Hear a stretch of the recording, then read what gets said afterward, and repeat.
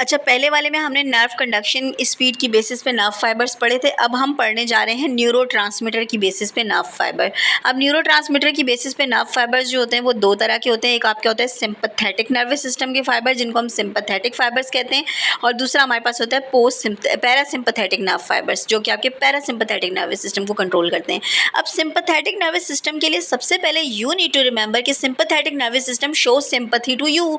जब आप मुश्किल में हैं, आप फाइट एंड फ्लाइट रिस्पॉन्स में, तो your system sympathetic nervous system will get activate. जब आप परेशानी में, आपका एग्जाम हो रहा है, आपका कोई कोई आपकी फैमिली में कोई हादसा हो गया है, या फिर आप जो है वो किसी स्ट्रेस वाली सिचुएशन में हैं, तो your sympathetic nervous system is activated. और सिंपैथेटिक नर्वस सिस्टम जो होता है वो क्या करता है, वो एड्रीनलिन को रिलीज़ कराता है। और एड्रीनलिन जो होता है वो आपकी हार्ट की कॉन्ट्रैक्टिलिटी को बढ़ाता है, आपके ब्लड फ्लो को बढ़ाता है, आपकी बॉडी में टेम्परेचर को इंक्रीज़ करता है। तो एड्रीनलिन आपको फाइट एंड फ्लाइट रिस्पॉन्स के लिए तैयार करता है। ठीक है, तो सिंपैथेटिक नर्वस सिस्टम में एड्रीनलिन का रिलीज होना लाजमी है। और parasympathetic nervous system is your resting and digesting system, यानी आपको एक रिलैक्स इन्वायरमेंट में बिठाकर जो है वो आप अपने काम कर रहे हो, आपने खाना खाया, स्लोली डाइजेस्ट हुआ, ठीक है, या जो है वो इंटीमेसी बिटवीन द पार्टनर्स, ये क्वेश्चन भी आपके CPSP में आता है कि intimacy between the partners which nervous system fibre involve parasympathetic nervous system. ठीक है, तो इस तरह की एक्टिविटीज़ जो होती हैं जो आपको रेस्टिंग में लेके जाती हैं, जिससे आपकी बॉडी का जो है वो निज़ाम रेस्टिंग डाइजेस्टिंग कंडीशन में आ जाता है, तो this is called the parasympathetic activities. और पैरासिम्पैथेटिक एक्टिविटीज़ जो होती हैं उसमें एड्रीनलिन रिलीज़ नहीं होता। तो बच्चा, मैंने पहला जो आपको मेजर डिफरेंस बताया है सिंपैथेटिक और नर्वस और पैरासिम्पैथेटिक का, कि सिंपैथेटिक में एड्रीनलिन हमेशा रिलीज होगा, जबकि पैरासिम्पैथेटिक में एड्रीनलिन नहीं रिलीज होता। ठीक है, because adrenaline is a rush hormone, जो आपकी बॉडी में रश क्रिएट करता है, आपके हार्ट रेट को इंक्रीज करता है, आपको फाइट एंड फ्लाइट रिस्पॉन्स के लिए तैयार करता है। ठीक है, तो it is the component of your sympathetic nervous system. अब पहले तो देखो कि आप प्री गैंग्लियोनिक और पोस्ट गैंग्लियोनिक फाइबर्स होते क्या हैं। सो यहाँ पर आप देख सकते हैं कि आपके जो नर्व फाइबर हैं स्पाइनल कॉर्ड से अराइज होकर आपके स्मूथ मसल्स में, ग्लैंड में, स्केलेटल मसल्स में जा रहे हैं। ठीक है, यहाँ पे आप देख रहे हो, तो there are 2 type of neuron. ठीक है, अब यहाँ पर आप एक ग्रीन कलर का न्यूरॉन देख रहे हो, ये बॉडी में ग्रीन नहीं होता, सिर्फ पिक्चर में ग्रीन है। तो ये जो ग्रीन कलर का न्यूरॉन है ये आपके anterior horn cell of the spinal cord से अराइज होता है और जाकर एक गैंग्लियन के अंदर साइनेप्स बनाता है। तो ये वो फाइबर जो आपका स्पाइनल कॉर्ड से अराइज होकर किसी गैंग्लियन में जाकर बंद हो जाता है, उसको हम कहते हैं प्री गैंग्लियोनिक फाइबर, यानी गैंग्लियन तक आने वाला फाइबर। ठीक है, अब गैंग्लियोनिक रीजन से भी एक फाइबर अराइज होता है जो कि आपके स्मूथ मसल्स को, इलेक्ट्रिक स्केलेटल मसल्स को और ग्लैंड्स को इनर्वेट करता है। तो वो फाइबर जो गैंग्लियन से अराइज होकर आपके पेरिफ्रीज में जाता है, it is called post ganglionic fibre. तो सबसे पहले आपको प्री गैंग्लियोनिक और पोस्ट गैंग्लियोनिक फाइबर्स का पता होना चाहिए कि वो एक्सॉन जो आपका इमर्ज होता है ventral cord of the spinal cord से, उसे हमें कहते हैं प्री गैंग्लियोनिक नर्व फाइबर। और आपके वो सेल बॉडीज़, वो न्यूरॉन जो आपके autonomic ganglion, autonomic nervous system के गैंग्लियन से अराइज होते हैं। आपका जो ऑटोनॉमिक नर्वस सिस्टम है उसने आपकी पूरी बॉडी में बहुत सारे गैंग्लियंस बनाए हुए होते हैं। तो अगर आपका गैंग्लियन से अराइज होने वाला न्यूरॉन है तो this is called the post ganglionic nerve fibre. So this is the major difference between the pre ganglionic and post ganglionic. अच्छा, एक चीज़ अब आपने याद रखनी है कि प्री गैंग्लियोनिक फाइबर्स जो होते हैं ना वो हमेशा एसिटाइल कोलिन रिलीज़ करते हैं। ठीक है, क्या रिलीज़ करते हैं? एसिटाइल कोलिन रिलीज़ करते हैं।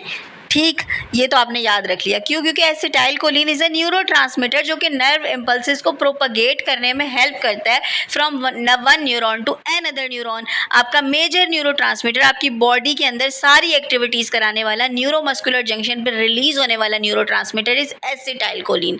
तो एसिटाइल कोलिन आपके सारे प्री गैंग्लियोनिक नर्व फाइबर का जो है वो प्रोडक्ट है। ठीक है, सारे प्री गैंग्लियोनिक नर्व फाइबर्स, चाहे वो सिंपैथेटिक सिस्टम के हों चाहे वो पैरासिम्पैथेटिक नर्वस सिस्टम के हों, वो क्या रिलीज करेंगे? Acetyl choline.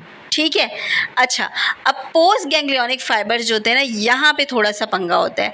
क्यों? क्योंकि मैंने आपको बताया कि पोस्ट गैंग्लियोनिक नर्व फाइबर्स को अगर हम देखें सिंपैथेटिक नर्वस सिस्टम और पैरासिम्पैथेटिक नर्वस सिस्टम के हिसाब से, तो पैरासिम्पैथेटिक नर्वस सिस्टम आपका रेस्टिंग एंड डाइजेस्टिंग वाला होता है। तो उसमें क्या होता है कि वो आपका पोस्ट गैंग्लियोनिक फाइबर एसिटाइलकोलिन, यानी कि जैसे चल रहा है काम वैसे चलने दो, एसिटाइलकोलिन स्लोली आपकी बॉडी के अंदर रिलीज होकर सारे काम करवा रहा है।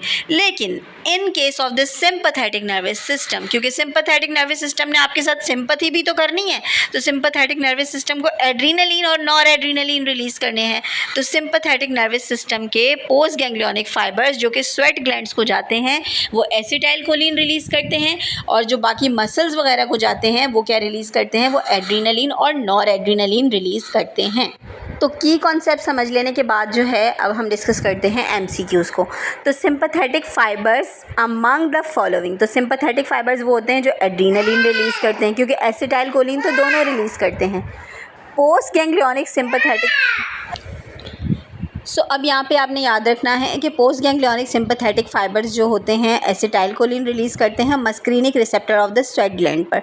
तो बेसिकली आपका जो सिंपैथेटिक नर्वस सिस्टम होता है वो आपके स्वेट ग्लैंड को भी पोस्ट गैंग्लियोनिक फाइबर देता है, और स्वेट ग्लैंड के पास जब भी वर्ड आए स्वेट ग्लैंड का तो आपने फिर एसिटाइलकोलिन को याद रखना है, ठीक है। या फिर हमारे पास सिंपैथेटिक का पोस्ट गैंग्लियन आए तो फिर आपने स्वेट ग्लैंड को याद रखना है, ठीक। The neurotransmitter of the postganglionic sympathetic fiber is adrenaline और noradrenaline। noradrenaline बेसिकली ज़्यादा प्रेफर करना है।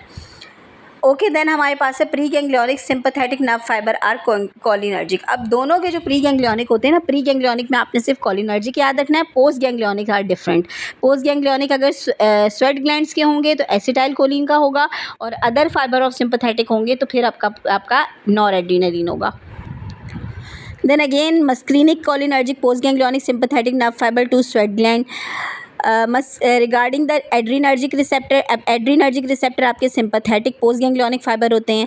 Post ganglionic fibres present in all spinal nerve which of the following supplied by the muscarinic cholinergic via post ganglionic. तो sweat glands जो होते हैं वो आपके मस्क्रीनिक कॉलिनर्जिक होते हैं from the sympathetic nervous system.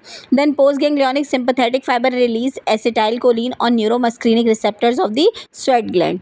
Then pre ganglionic sympathetic fibre release acetylcholine, they are cholinergic fibers। Regarding the fibres of the medulla, adrenal medulla. अब adrenal medulla जो होता है, मैंने आपको रीनल सिस्टम में भी पढ़ाया था कि वो आपका नॉर एड्रीनलिन और एड्रीनलिन रिलीज़ करता है। तो ये बेसिकली आपका किससे कनेक्ट होता है, pre ganglionic reaches through the splanchnic nerve. Splanchnic nerves जो होती हैं वो बेसिकली इसके साथ कनेक्ट होती हैं। Then post ganglionic sympathetic fibre are present in all spinal nerve. Cholinergic fibres are richly present in the nucleus basalis of Meynert. ये मैंने पिछली वीडियो में बताया, न्यूक्लियस बेसिलिस ऑफ माइनट क्या होता है, बेसिकली आपका वो जो है नर्व फाइबर का नेटवर्क है जो कि आपके पूरे ब्रेन को एसिटाइलकोलिन सप्लाई करता है।